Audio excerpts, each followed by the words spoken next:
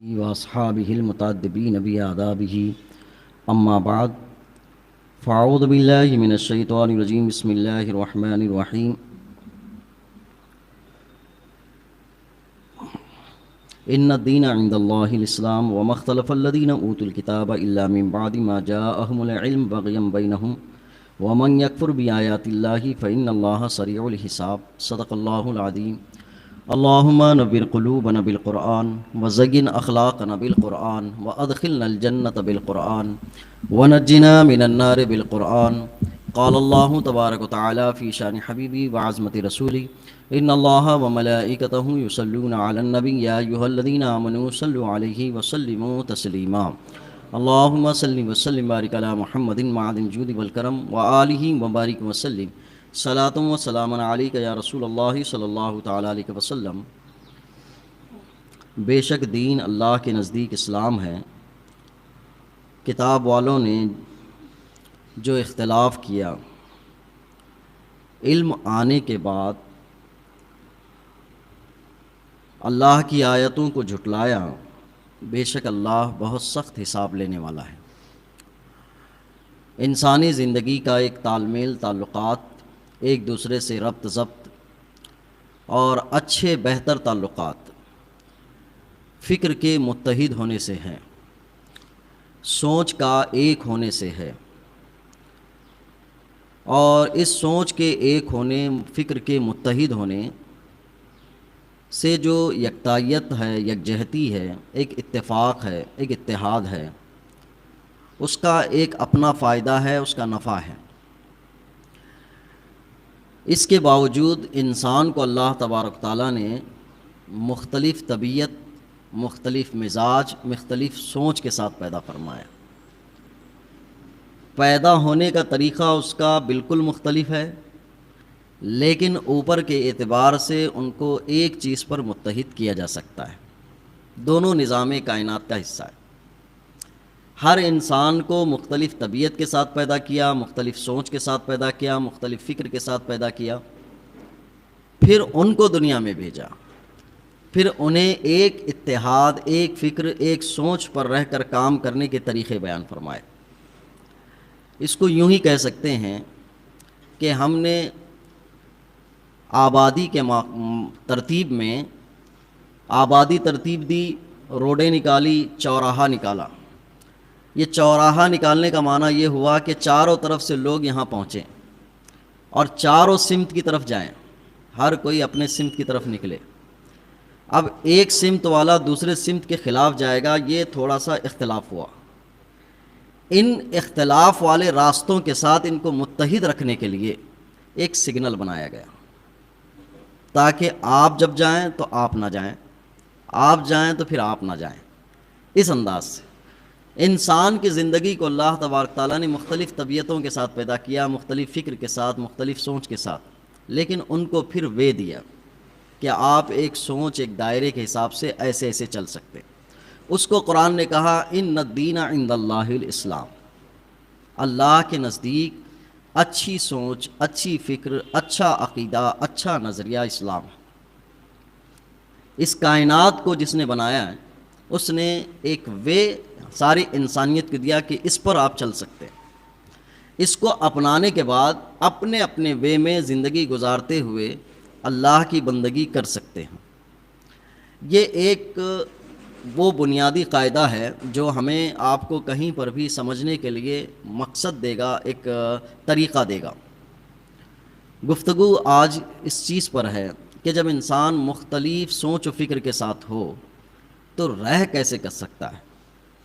آقا کریم صلی اللہ علیہ وسلم کی حیات مبارکہ میں کئی جہتیں ہیں۔ جیسے حضور نے اعلان نبوت نہیں فرمایا، تو اس وقت حضور کی زندگی کا وہ نمونہ ایک انسان کی حیثیت سے سمجھتا تھا کہ ان کے اندر ایک انسان ہونے کے اعتبار سے کیا کیا کوالٹیاں ہیں۔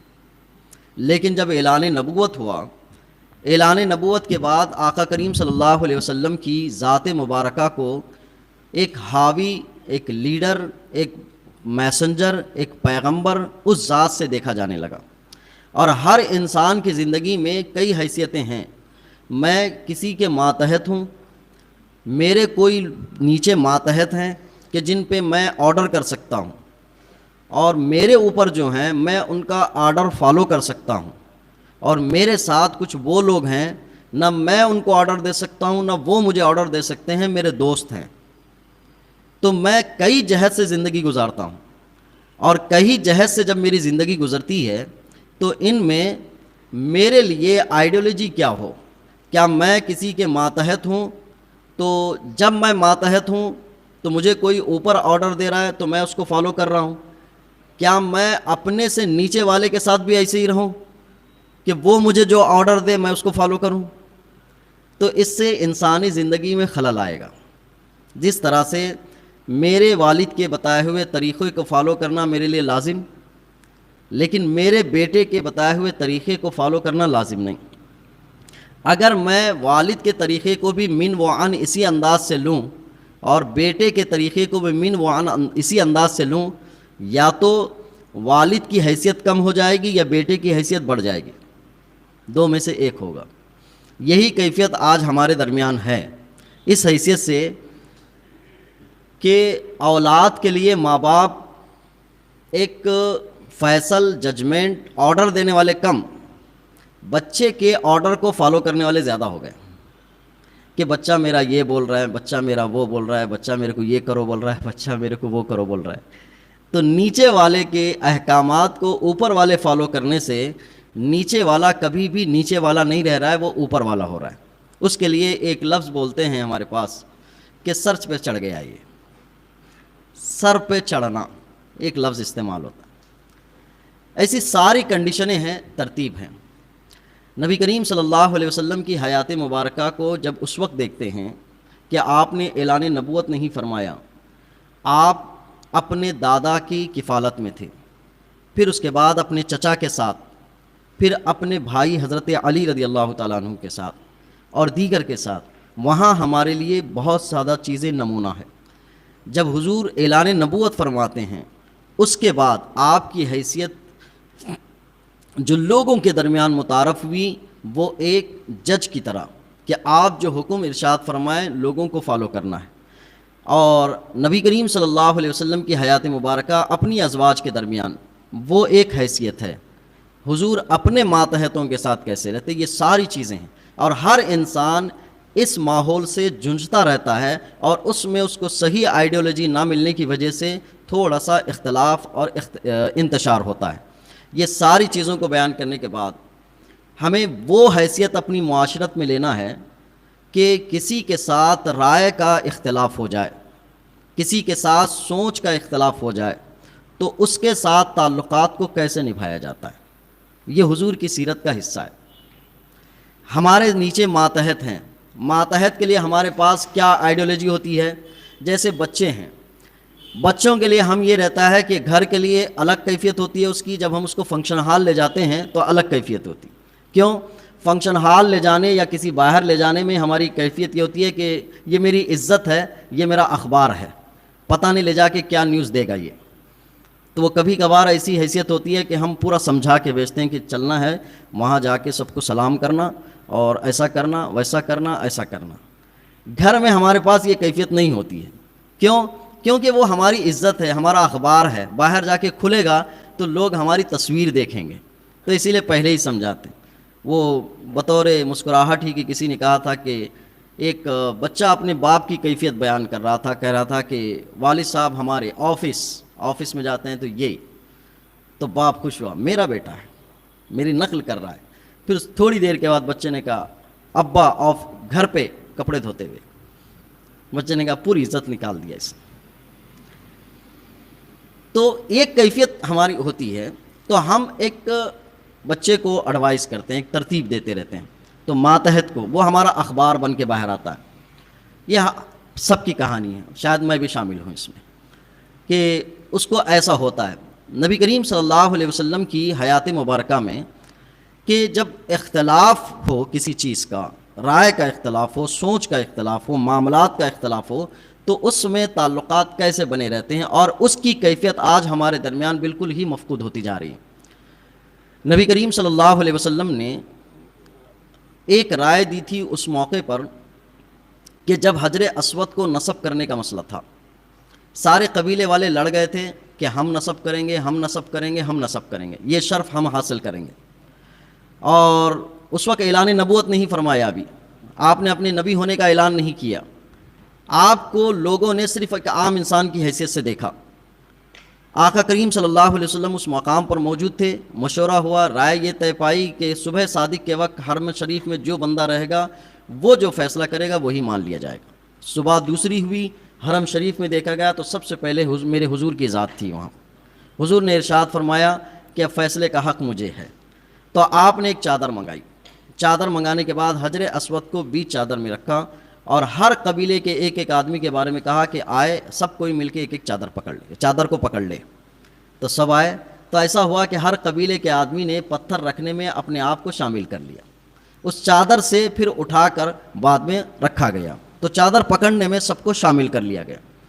نبی کریم صلی اللہ علیہ وسلم قبیلہ قبیلہ در قبیلہ جو لڑائیاں ہوتی تھیں ان میں ایک لڑائی میں اعلان نبوت سے پہلے آپ ایک لڑائی میں شریک ہوئے، شریک اس حلقے کے ساتھ ہوئے جو حق پر تھا، اور وہاں ہو گئی دونوں کے درمیان صلح، جس کو حلف الفضول کہتے ہیں۔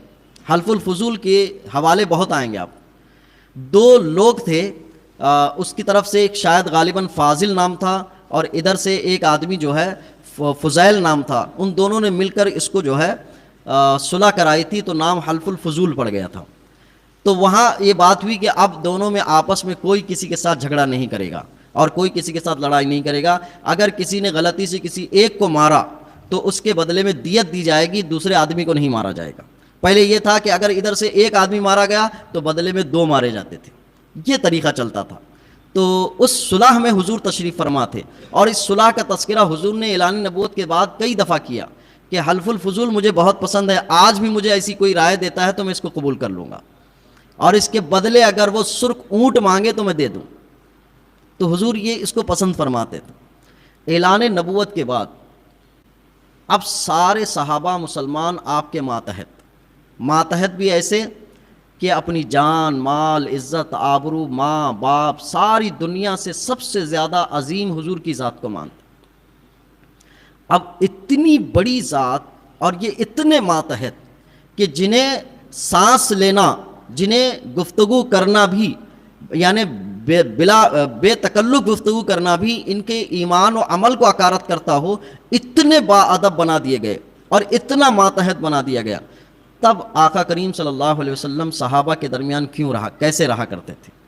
حضور نبی کریم صلی اللہ علیہ وسلم نے جب مدینے میں جھاڑ ملایا کرتے تھے، کھجور کے درخت ملایا کرتے تھے، تو حضور نے فرمایا کہ درخت ملانا چھوڑ دو۔ تصور یہ تھا کہ جب کھجور کے درختوں کو ملایا جائے گا تو کھجور زیادہ پیدا ہوتے ہیں، گویا وہ ان کی شادی کرتے تھے یا ان کو ملا کے کھجوروں کی پیداوار کا زیادہ تصور کرتے تھے۔ تو حضور نے فرمایا کہ اللہ پر توکل کرو اور یہ نہ ملایا کرو۔ تو صحابہ نے نہیں ملایا، اس سال کھجور کم آئے، جب نہیں ملایا تو کم آئے، تو رائے کیا تھی حضور کی کہ نہ ملایا کرو، اور صحابہ نے نہیں ملایا، کھجور کم آیا یعنی نقصان ہوا، اگر ہم ملاتے تو فائدہ ہوتا۔ لیکن اس کے بعد صحابہ نے کہا کہ یا رسول اللہ آج ہم نے کھجور کے درخت نہیں ملائے تو اس سال ہمارے کھجور کم آئے۔ تو حضور نے فرمایا چلو جو چاہے کرو، اگر نہیں کرتے تو اچھا رہتا۔ اب یہاں مسئلہ یہ تھا کہ حضور چاہتے اپنی رائے کو مسلط بھی فرماتے، یہ کہتے کہ نہیں تمہیں یہی کرنا ہے، اس سال نہیں آیا لیکن اگلے سال آئے گا، تو اپنی رائے کو مسلط نہیں فرمایا۔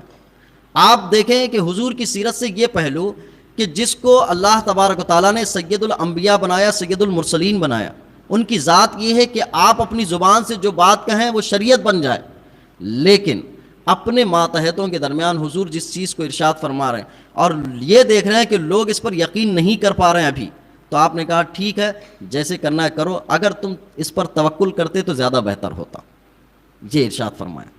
ماتحت کے درمیان اگر کوئی غلطی ہو جائے تو غلطی کی باعث پرس کے کئی طریقے حضور کی سیرت سے ہیں۔ ایک جان کا نقصان ہوا، ایک مال کا نقصان ہوا، ایک دین کا نقصان ہوا، اس حیثیت سے کسی کا بھی نقصان ہوا تو آقا کریم صلی اللہ علیہ وسلم اس پر باعث پرس کیسے فرمایا کرتے۔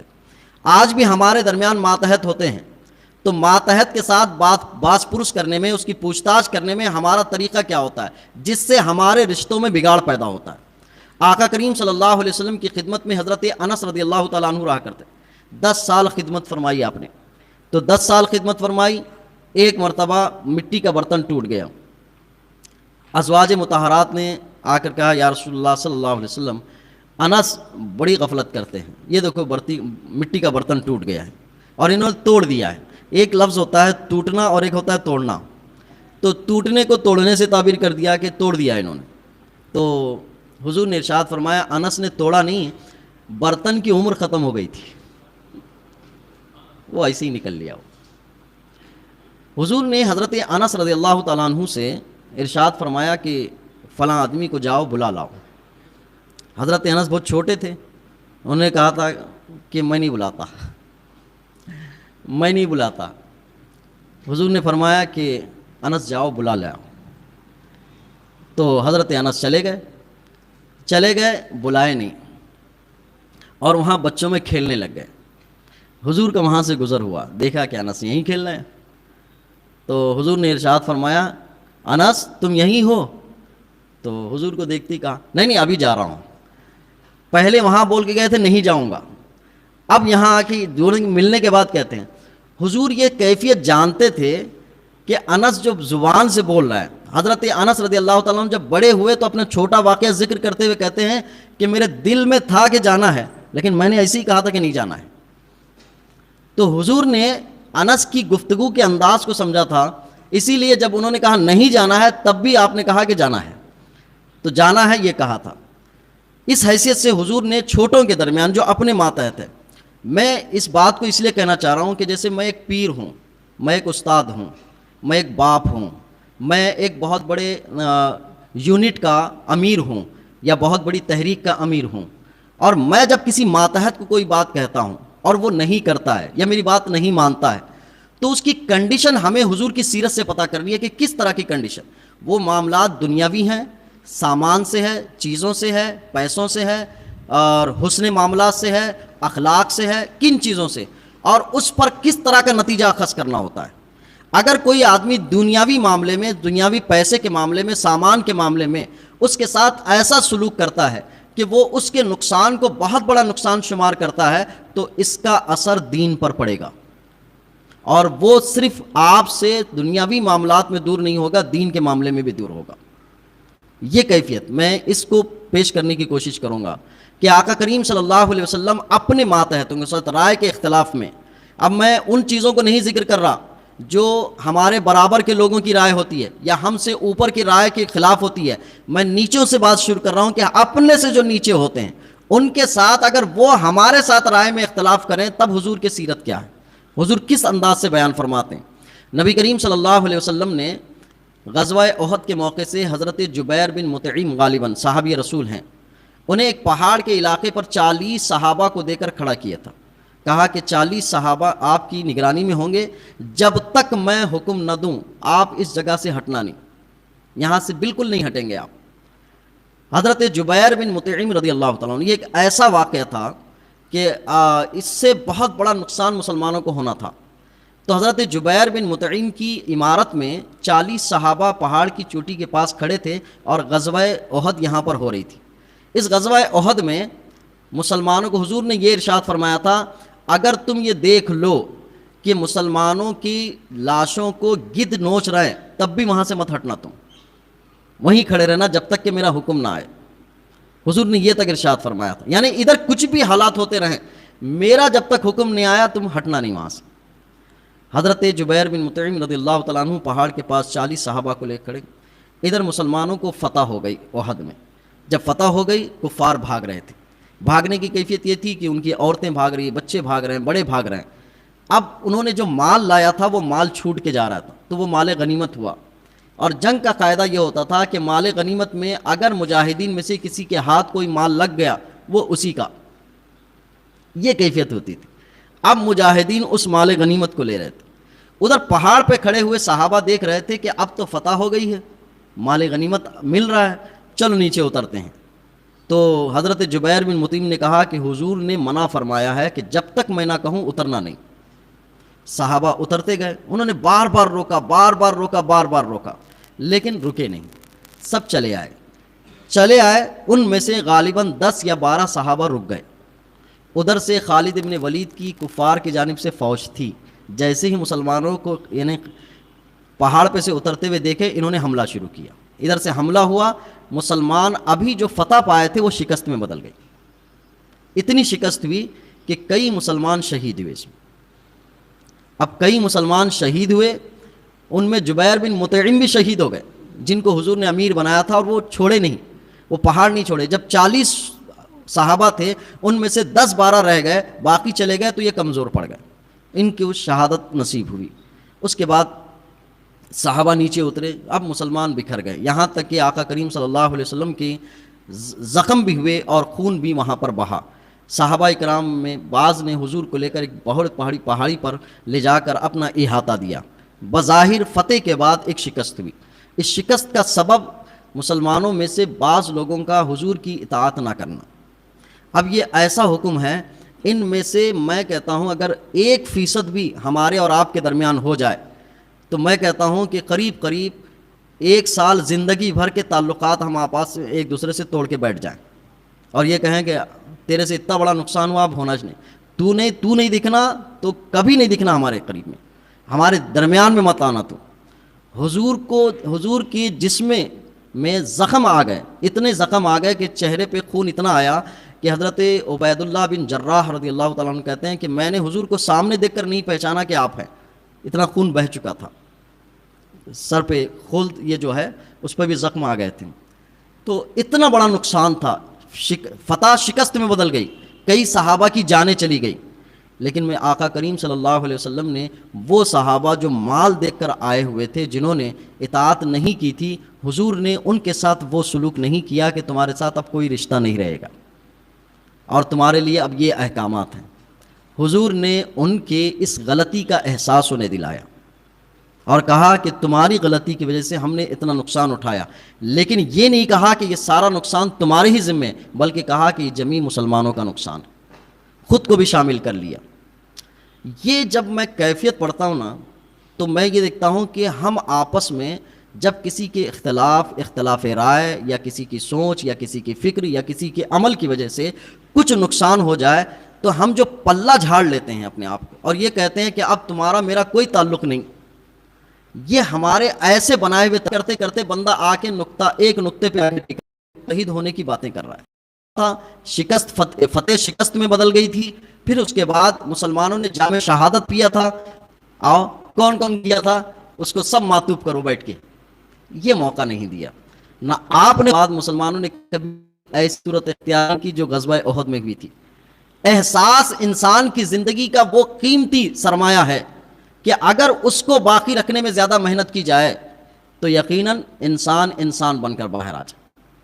حضور نے وہاں احساس دلایا، اپنائیت دکھائی، غلطی ہوئی ہے، اس لیے کیا مسلمانوں کے درمیان ایمان کی پختگی کے سارے زاویے نہیں آئے تھے، ابھی تھوڑا مال سے بھی محبت رہ گئی تھی، ابھی تھوڑی فلاں چیز سے بھی محبت رہ گئی تھی، تو حضور نے ان کی تربیت کے سارے طریقے گزرنے کے بعد تب جا کے ایمان کامل کے درجے کی سندیں عطا فرمائی تھی۔ کہا یہ کنڈیشن آ جائے گی، پھر اس کے بعد یہ کیفیت، پھر اس کے بعد جب صحابہ نے کہا تھا یہ کیفیت آ گئی تھی تو حضرت ابوبکر صدیق رضی اللہ تعالیٰ عنہ نے یہ تک کہا تھا، جب آ گئی کیفیت یہ تو کہا کہ اگر حضور کے زمانے میں کوئی نکیل بھی زکوٰۃ میں دیتا تھا، اگر آج نہیں دیتا ہے تو اس کے خلاف پوری دنیا کے لے کر لڑائی کر لوں گا، میں اتنی بھی لڑائیاں خرچ کروں گا، جو اتنی اطاعت پر آ گئے تھے۔ کہا کہ ہم نے مان لیا کہ حضور نے جو کہا ہے وہ سچ ہوتا ہے، صحیح ہوتا ہے، ہم نے جہاں جہاں غلطی کی ہے دوبارہ نہیں کریں گے۔ اور جب صحابہ نے یہ کیفیت پیدا ہوئی کہ جب یہ کیفیت دیکھا کرتے تھے کہ حضور کے جو ارشادات ہوتے تھے وہ من و عن ہوا کرتے تھے، رائے کا اختلاف ہوا، سوچ کا اختلاف ہوا، عمل کا اختلاف ہوا، پھر اس کے بعد رشتے باقی رہے۔ نبی کریم صلی اللہ علیہ وسلم جہاد میں ہیں، ایک صحابی آپ کے ماتحت ہیں، صحابی سارے ماتحت، ایک کافر اس کے خلاف تلوار اٹھائی اور اس بندے نے کلمہ پڑھ لیا، کلمہ پڑھنے کے بعد بھی انہوں نے تلوار چلائی، ختم کر دیا اس کو۔ دوسرے صحابہ نے کہا یا رسول اللہ، ایک کلمہ گو کے خلاف انہوں نے تلوار اٹھائی اور انہیں قتل کر دیا۔ حضور نے پوچھا کہ کیوں تم نے تلوار اٹھائی؟ کہا یا رسول اللہ اس نے جان کے خوف سے کلمہ پڑھا تھا۔ ہماری اور آپ کی کہانی ہوتی، ہم آئیڈیالوجی لیتے کہاں سے ہیں، سوچ لیتے کہاں سے، فکر لیتے کہاں سے؟ حضور نے ارشاد فرمایا کیا تم نے اس کا دل چیر کے دیکھا تھا کہ صرف زبان سے پڑھ رہا ہے، دل سے نہیں پڑھ رہا ہے؟ کیا نہیں؟ تو کہا یہ تمہاری غلطی ہے، تم نے ایک کلمہ گو کو قتل کیا ہے۔ اب بات ہوئی اپنے ماتحت سے جب کوئی غلطی ہو جائے تو نبھایا کیسے جاتا ہے، اس کو صورت کیسے دی جاتی؟ آقا کریم صلی اللہ علیہ وسلم نے اعلان کیا ان سے غلطی ہوئی ہے، ایسی غلطی جس کو شریعت نے قتل خطا کہا، غلطی سے قتل کرنا، اور غلطی سے قتل کی سزا کیا ہے؟ دیت دینا۔ حضور نے اپنی طرف سے دیت دے کر ان کی سزا مکمل فرمائی، قتل دیت۔ آج تعویلات ہمارے پاس ہوتی ہیں، ہم یہ کہتے ہیں کہ نہیں یہ ہو گیا تھا، وہ ہو گیا تھا، یہ ہو گیا تھا۔ جس کے ساتھ اپنائیت کے کچھ بھی طریقے ہوتے ہیں اس کو غلطیوں کے ساتھ قبول کر لیتے ہیں، اور جس کے ساتھ اپنائیت کا کوئی طریقہ نہیں ہوتا ہے اس کی غلطیوں پر غلطیاں بتاتے رہتے ہیں۔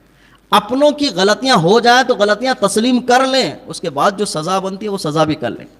حضرت ماعز رضی اللہ تعالیٰ عنہ خود آئے تھے حضور کی بارگاہ میں، کہا یا رسول اللہ اتنا بڑا گناہ ہو گیا کہ میں زبان پہ نہیں لا سکتا۔ حضور نے فرمایا کیا ہو گیا ہے؟ کہا مجھ سے زنا ہو گیا ہے۔ حضور نے ارشاد فرمایا ہوش میں تو ہو، کیا کہہ رہے ہو، کچھ جانتے بھی ہو؟ کہا یا رسول اللہ پورے ہوش میں ہوں، مجھ سے زنا ہو گیا ہے۔ حضور نے فرمایا کہ ماعز کو دیکھو یہ پتہ نہیں کیا کہہ رہا ہے، اس کو ذرا پوچھو تو اسے کیا ہو رہا ہے۔ تو صحابہ نے کہا کہ ماعز، کیونکہ اس کی سزا بڑی سخت ہے، صرف اقرار کرنا نہیں ہے کہ ہاں توبہ توبہ توبہ توبہ کر لیا ہوگی، جان جانی ہے اس کے بعد۔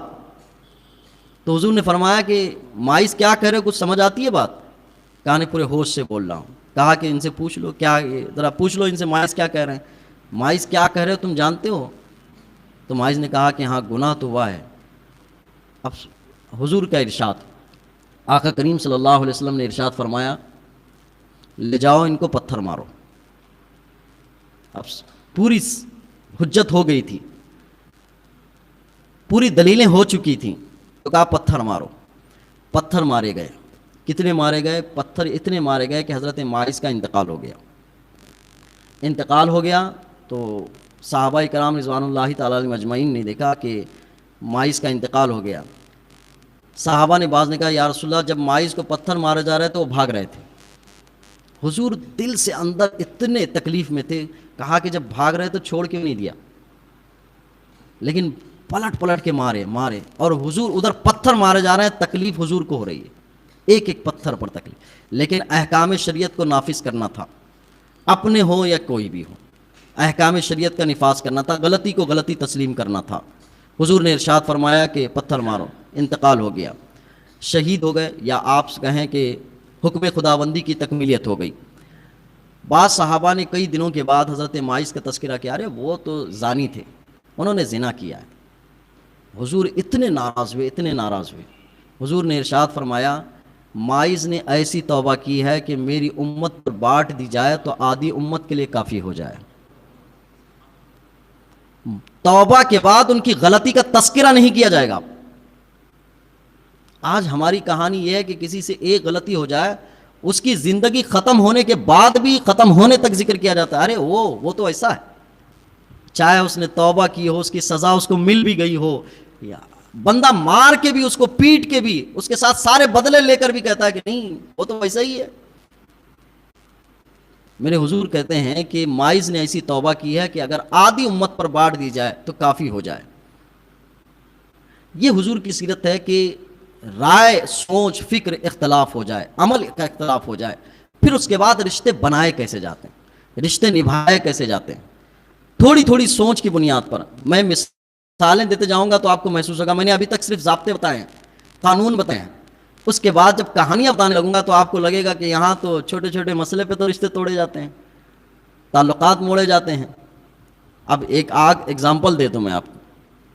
کسی استاد نے کسی بچے کو مارا، تھوڑا زیادہ مار دیا، باپ آیا لڑنے کے لیے، اور لڑنے کے بعد آ کے کہتا ہے یہ مول صاحب کو نکالو یہاں سے، نکالو یہاں سے، ان رہنا نہیں، ان رہیں گا تو میرا بچہ نہیں رہے گا، میرا بچہ رہا تو ان نے رہنا، دو میں سے ایک۔ کیا سزا ہے, کیا ججمنٹ ہے اب یہاں. آپ کو, ہمیں پتہ نہیں ہے اس کے نقصانات کہاں کہاں تک ہوتے ہیں.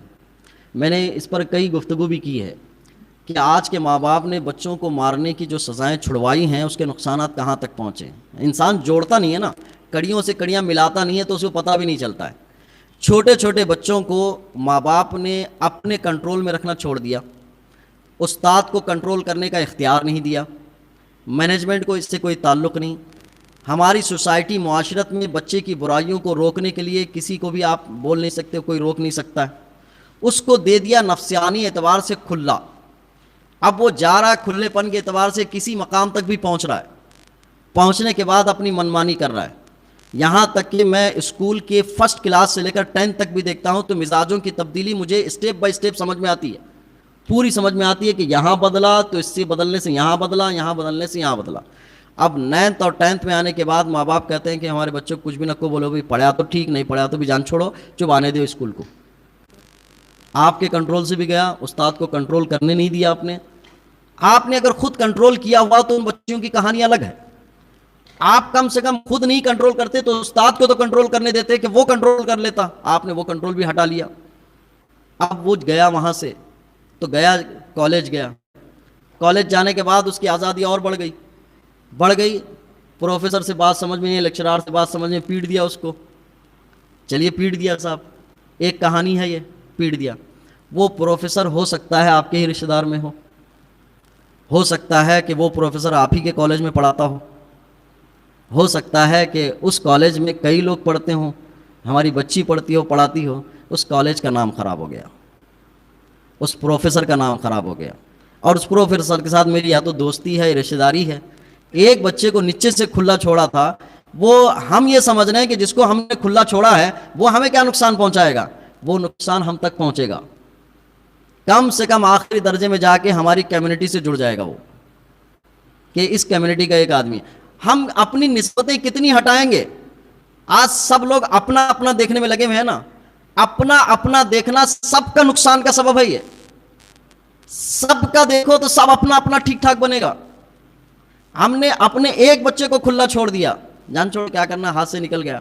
نہیں, یہ کم سے کم ہماری سوسائٹی میں سراغ پیدا کرے گا, نہیں تو ہماری کمیونٹی کو سراغ ضرور پیدا کرے گا. اگر سب کے بارے میں نہیں سوچا, صرف اپنے بارے میں سوچنے لگ گئے تو اپنے بارے میں سوچنے سے جو پروفیسر مار کھائے گا, جو لیکچرار مار کھائے گا, وہ ضرور کسی نہ کسی کا دوست ہے, کسی کا بیٹا ہے, کسی کا باپ ہے, کسی کا بھائی ہے, کسی کا چچا ہے, کسی کا ماما ہے.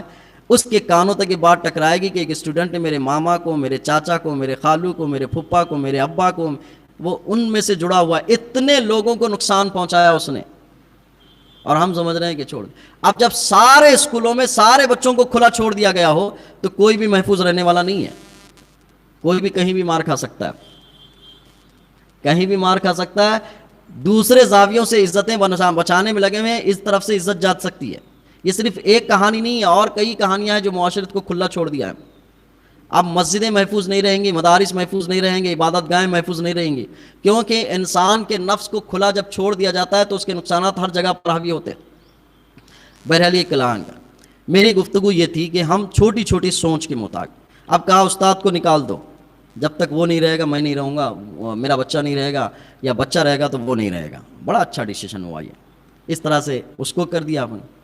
کبھی کسی دکاندار کے ساتھ ایک گراہک کا اختلاف ہو جاتا ہے, اختلاف ہونے کے بعد اگر اس نے تھوڑا دھوکہ دے دیا, پیسے زیادہ لے لیے, اب یہ 4 لوگوں میں پرچار کرتے پھرتا ہے, ارے لوٹ لیا اس نے مجھے یہ کر لیا, وہ کر لیا. اب دوبارہ اس دکان پہ نہیں جانا ہے. ایک بات ضابطہ ہمیشہ ذہن میں رکھیں, میرے استاد نے کہا تھا, جب کسی اچھی چیز کی تم برائی کرو گے, زندگی میں اچھی چیز تمہارے پاس نہیں آئے گی, برائی اچھائی کے نام پہ آئے گی. جب اچھی چیز کی برائی کرو گے تو برائی اچھائی کے نام پر آئے گی. اگر بسلری پانی بہت اچھا ہے, حقیقت میں ہو یا نہ ہو, لوگوں کی نظر میں تو ہے, اگر آپ نے اس کی برائی کی تو پھر آپ کو وہ پانی کبھی نہیں ملے گا, آپ کو اس سے کمتر ہی پانی ملے گا, اسی کو آپ اچھا سمجھ کے بیٹھیں گے. آپ استاد کو خراب کہہ دیا, اب آپ کو تعلیم دینے والا اچھا کوئی نہیں ہے. آپ نے کسی اچھے تاجر کو خراب کہہ دیا, تو آپ کے پاس اچھی چیزیں نہیں ملے گی. یہی ہماری سوسائٹی میں اچھی چیزوں کو خراب کہتے کہتے کرتے کرتے جب الگ الگ ہوتے گئے نا, تو برے لوگوں نے اچھائی کا لباس پہن کر آپ کے سامنے آ گئے, اس کو ہی اچھا سمجھ لیا, پتہ بھی نہیں چل رہا ہے ہمیں. برے لوگ ہماری سوسائٹی میں آ گئے اور اس کو اچھا سمجھ کے ہم کرنے لگ گئے, لینے لگ گئے, ہمیں پتہ بھی نہیں چلا کہ یہ برے لوگ ہمارے اندر آئے کیسے. اس کی بنیادی وجہ یہ ہوگی کہ اچھے لوگوں کو جب برا کہنا شروع کر دیا. دوست کا رشتہ کٹتا ہے چھوٹی سی غلطی کی بنیاد پر, رائے کی بنیاد پر, اختلاف کی بنیاد پر, عمل کی بنیاد پر, تھوڑے نقصان کی بنیاد پر. میرے حضور نے سب سے بڑا فائدہ یہ رکھا کہ مسلمان کے ساتھ رہے. اس سے بڑا فائدہ کوئی کسی چیز کا نہیں. مال آتا جاتا رہتا ہے اور غلطیاں ہوتی رہتی ہیں, چھوٹی بڑی غلطیاں بھی ہوتی رہتی ہیں. اس رشتے کو حضور نے اپنی سیرت مبارکہ میں برقرار رکھا ہے. کہا کہ ایک دوسرے کے ساتھ بھائی بنے رہے, باقی غلطیاں ہوتی رہیں گی, ایک دوسرے کے ساتھ معاملات چلتے بھی رہیں گے. اس چیز کو نہیں. ہماری ذہنوں میں ایک چیز کا بہت بڑا زیادہ یہ آ گیا ہے کہ سب سے بیٹر ہم ہیں, سب سے اچھے ہم. اس کی اس سوچ نے باقی سب کو برا بتا دیا ہے. اگر اس سوچ کا زاویہ تھوڑا بدلتے ہوئے یوں کہیں کہ برائیاں مجھ میں بھی ہیں, اس میں بھی ہیں, اور اس کیفیت کے ساتھ میں زندگی گزاروں گا, آج اس کی ایک برائی میرے سامنے ظاہر ہوئی ہے تو کل ممکن ہے میری ایک برائی اس کے سامنے ظاہر ہو, تو معاملات بہت زیادہ ٹھیک چلتے رہیں گے, آرام سے چلتے رہیں گے, خراب نہیں ہوں گے. میاں بیوی کے درمیان رشتے کا مسئلہ یہی ہے, دوستوں کے درمیان رشتے کا مسئلہ یہی ہے, کاروبار میں لین دین کا مسئلہ یہی ہے, استاد شاگرد کے درمیان کا مسئلہ یہی ہے, پیر مرید کے درمیان مسئلہ یہی ہے. کوئی انسان برائی اور کمیوں سے خالی نہیں ہے. جب خالی نہیں ہے تو حساب لینے اور دینے میں اتنی سختیاں برتنا اور رشتوں کو توڑ دینا, یہ اسلامی نقطہ نگاہ نہیں ہے. رائے کا اختلاف ہمیشہ سب کے ساتھ رہے گا, مال لینے اور دینے والے کا رہے گا, بات چیت کا رہے گا, آپس کے ایک دوسرے سے ماتحت رہنے والوں کے ساتھ رہے گا, اوپر والوں کے ساتھ رہے گا, لیکن آپ کو اہم رشتہ باقی رکھ کے چلنا ہے. اہم رشتہ, ہاں, جن بنیادوں پر رشتہ توڑنا ہے, قرآن کی میں نے آیت پڑھی تھی کہ قرآن نے کہا تھا کہ اسلام ایک دین ہے, اور جن لوگوں نے جان بوجھ کر کتاب کو پڑھنے کے باوجود بھی اختلاف کیا ہے, اللہ انہی سے ناراض ہے. وہ رشتہ ختم کرنے والا کام, وہ جیسے یہودیت ہے, نصرانیت ہے, مجوسیت ہے, کہ جنہوں نے اچھی رائے کا اختلاف کیا, اب ان کی زندگی میں اچھی چیز نہیں آئے گی. ان کی زندگی میں جب بھی آئے گی برائی اچھائی کے نام پر آئے گی. اسلام نے کہا کہ ان الدین عند اللہ الاسلام, اللہ کے نزدیک دین تو اسلام ہی ہے, یہی رائے ہے. اور کسی بھی اختلاف رائے کے درمیان جو ان کو وے دے سکتا ہے وہ اسلام دے سکتا ہے. ہم اسلام کے وے پر چلنے والے ہیں, لیکن اختلافات کی آماجگاہ اتنی کہ ہماری سوچ و فکر میں ہمیشہ ٹریفک ہے, کوئی سگنل نہیں ہے کہ کہاں رک کے کبھی چلنا بھی ہے. اتنے اختلافات, انتشارات اپنے ذہن میں ہیں, بڑا مشکل ہے کسی کے ساتھ غلطی ہونے کے باوجود اس کے ساتھ رشتہ نبھانا.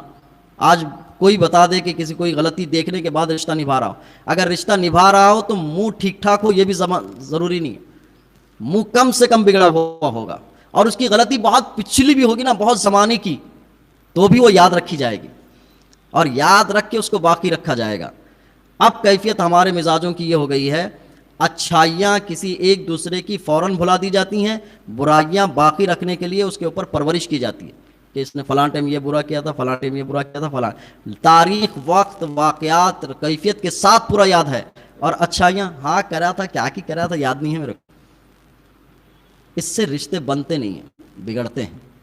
اور آقا کریم صلی اللہ علیہ وسلم کی بارگاہ میں حضرت ہندہ اور حضرت ہندہ کے علاوہ جتنے صحابہ تھے, انہوں نے حضور کے ساتھ کیا بھی برائی کی ہو, کتنا بھی نقصان کیا ہو, حضور یہ کہتے تھے کہ برائی کی تھی, اسلام نے تو مٹا دی, اسلام تو ساری چیزیں مٹا دی ہیں, اسلام نے مٹا دی ہیں. حضور نہ اس کو یاد فرماتے, نہ یاد رکھنے کا حکم دیتے. حضرت ماعز کے بارے میں تو سختی سے ارشاد فرمایا تھا, کہا کہ دوبارہ ذکر نہیں کرنا.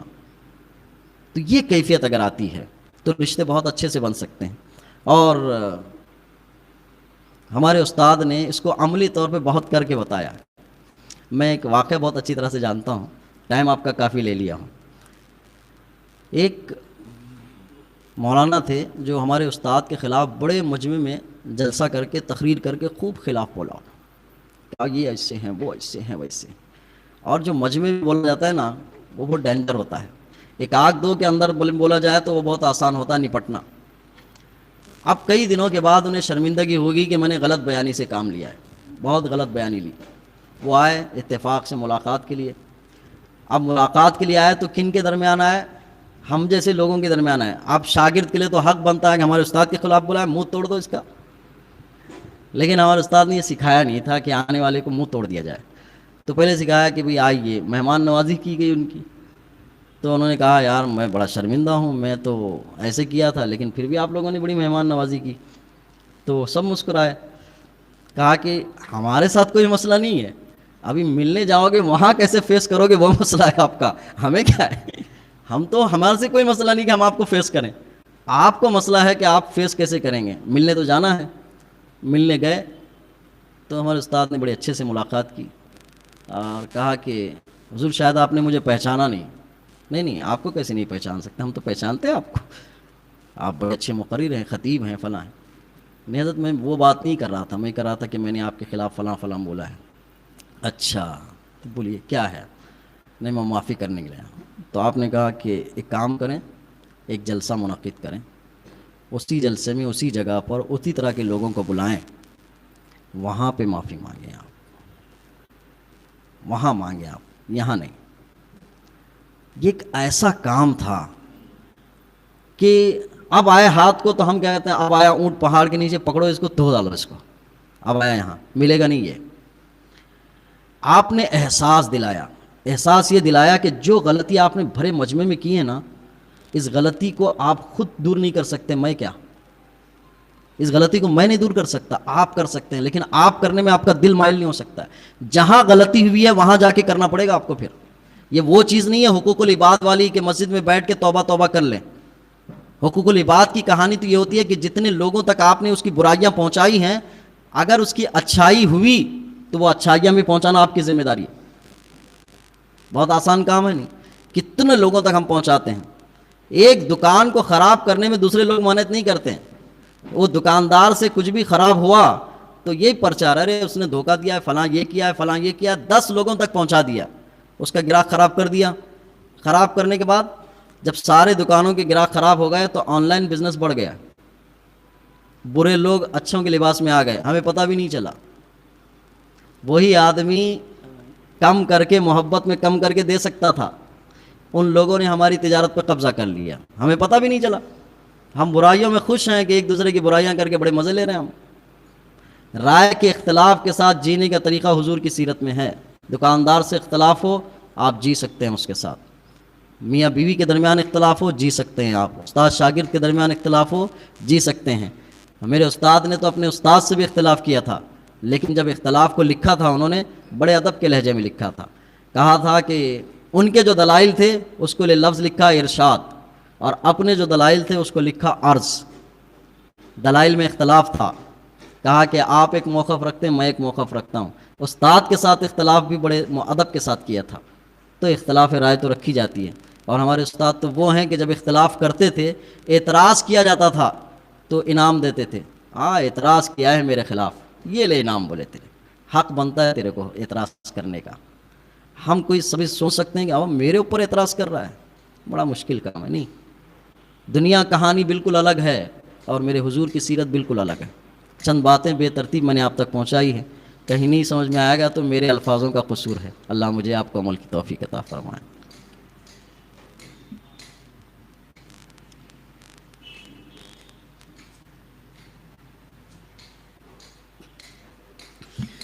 مصطفیٰ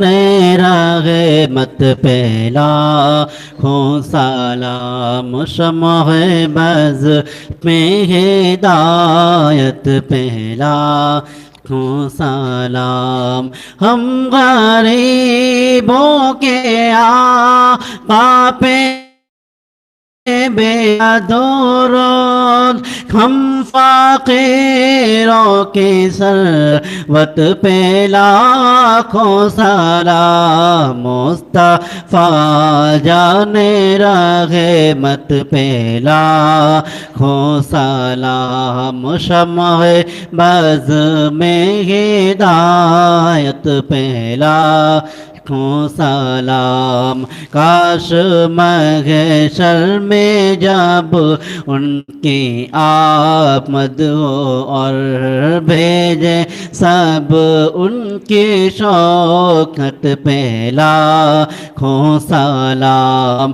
مجھ سے خدمت کے خود سیکھا ہے خارزہ مصطفیٰ جانے رحمت پہ لاکھوں سلام مصطفیٰ جانے رحمت پہ لاکھوں سلام شمع بز میں ہدایت پہ لاکھوں سلام السلام علیکم یا رسول اللہ، السلام علیکم یا حبیب اللہ، السلام علیکم یا نور من نور اللہ صلی اللہ تعالیٰ علیہ وسلم۔